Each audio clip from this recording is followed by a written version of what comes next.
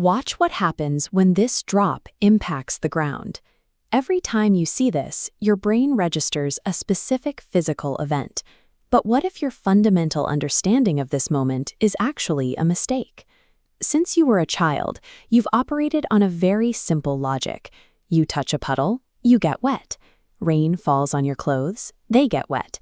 Therefore, the water itself must be wet. But scientifically speaking, water is technically dry. It is entirely incapable of being wet. Think about that for a second.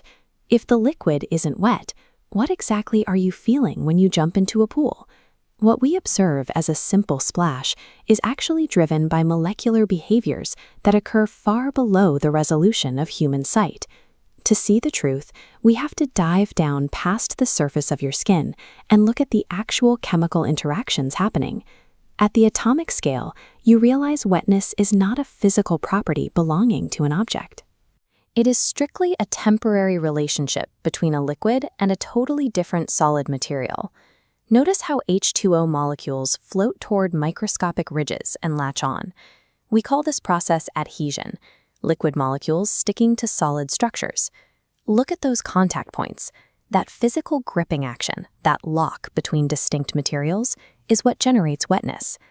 Watch what happens when water molecules only have each other to interact with. They bond through a separate, internal process called cohesion. Without a foreign solid surface to grip onto, that necessary adhesion reaction cannot be triggered. Wetness demands a partnership. An isolated puddle of liquid is chemically unable to generate that effect on its own.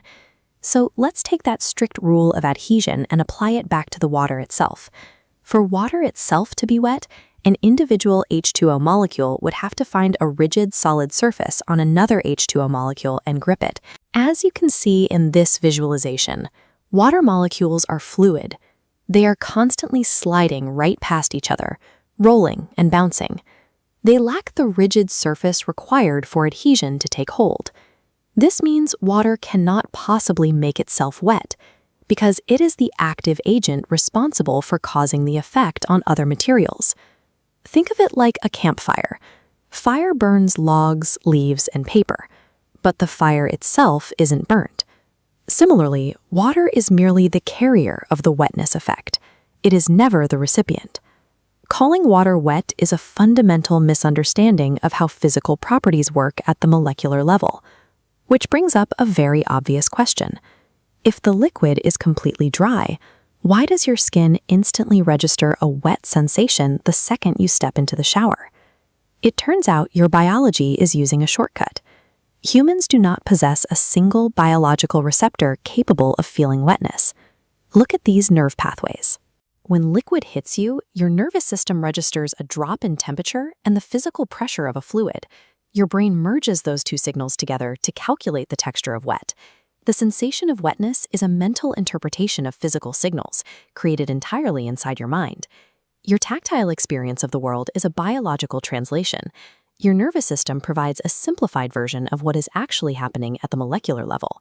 So a concept as basic as wet water is actually a chemical impossibility and a composite sensation created by your nervous system. If your brain has been simplifying something as basic as a drop of rain since the day you were born, what other everyday truths are you seeing through a biological filter? The world is far more complex than it looks. Hit that follow button, keep exploring, and I'll see you for the next discovery.